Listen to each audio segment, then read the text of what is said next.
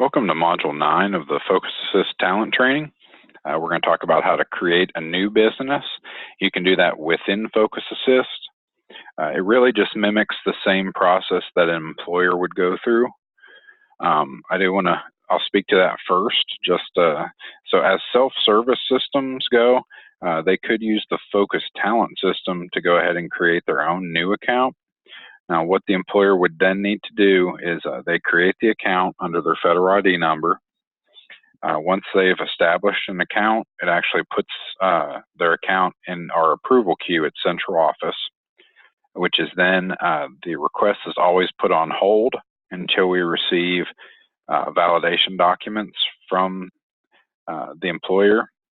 And the documents themselves have to be an IRS form from that has the federal ID number on it. So any document that they've received, we've also accepted documents from the Kentucky tax branch as well. If they've received those documents from them, they can forward those to us. And anything that proves that they have documents that would only be accessible to that employer, not any forms that are filled out and sent to other entities, such as the W-9, where they fill it out and send it over. So that's, and then once that's received, we go ahead and process that the same day. So usually it does not take them very long as they respond back to us quickly. Some things that can delay it is if they don't receive our email, if it goes to their junk folder. So you want to make sure that they do receive that from us. If they are asking you about why is my account on hold, what's going on with it, you can check into that. Just have them contact us at Kentucky Career Center Support, and we can further look into that for them. Now, if you're working directly with the employer and they do not already have an account in our system, but they want to have a job posted, you can create the new business for them and actually post a job for them as well. So in this first part, in Module 9, we're going to go ahead and go over how to create the account. And then in the next few modules, we'll go actually through the job order builder. And again, this is very similar to what the employer would do themselves. If I click Create New Business over here, it will take me into the screens, and you'll see it's a 4-step process. First off, you have to put in your account information. So I'm going to go ahead and put a test email in here. Passwords must have letters and numbers, have to be at least 6 characters. And a federal employee ID number. If they need a federal ID number, they can click this link. It'll take them over to the IRS page where they can request that. If you put an ID number that's already in the system, I'm going to show you an example of that. It will locate that and ask if you would like to use that same information.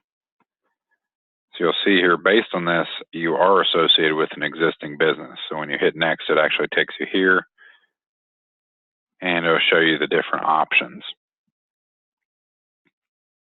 So you would pick one of these, which would be like a state tree service, or we have multiple business units on here because we've just been testing that feature. They could actually add an additional one if they choose.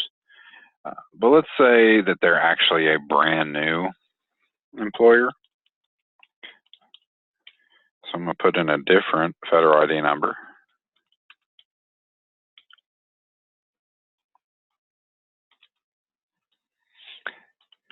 And then I'm going to hit next.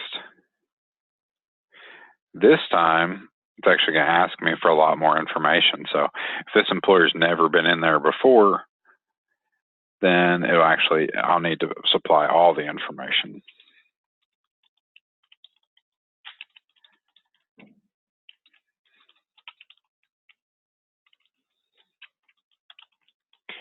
And I'll just put the information in.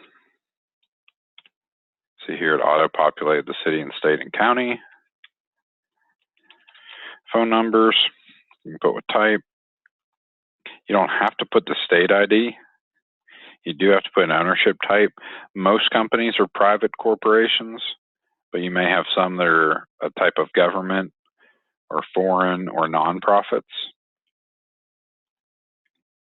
Industry classification, you can use the lookup which actually takes you to another site to look it up, or you can just simply type a keyword or the number in. So if you start typing in,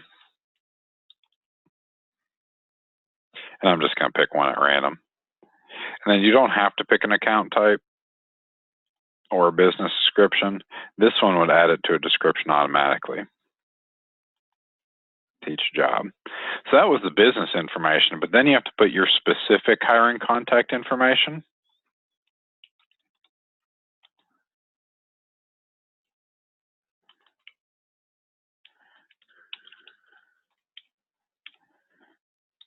And you have a title. It does populate the same address as the company. However, if your hiring contact is located somewhere differently, they should change this address. Then you'll see here it has a terms of use. They do have to scroll down. There is a little checkbox here at the bottom of that. So if they don't scroll down through this, it won't let them complete the registration. You do have to check this before that lights up over here. Once you hit complete registration, that's going to go ahead and create the account for them. And you'll see here it says this does not require additional staff review, will not go to the employer queue because you're doing this in Assist. Now you do want to make sure you're the one validating that this employer is legitimate. Usually if you're working hands-on with them, you can tell you know where they're from, or they've shown you that they're with a particular company. But you just want to vet the employers to make sure that they are upstanding, because you are responsible for this employer if they were to do something inappropriate with our system, such as like trying to scam people or anything like that. That's why we do vet all new employers that come into the system self-service and make sure they send us some documentation that only the employer would have access to. Now, you can actually go into their dashboard, or you can just go ahead and straight into create a job from here. And this will let you post jobs on their behalf. So it actually just links you right into there, because the reason you may be creating this account is just to post a job to get it out there. So you may want to do that right away. So in the next module, we'll actually start the job order process. We'll go through those steps step by step to show you what kind of information the employers can put on their job orders, what they should put in, what they shouldn't put in, and we'll go from there.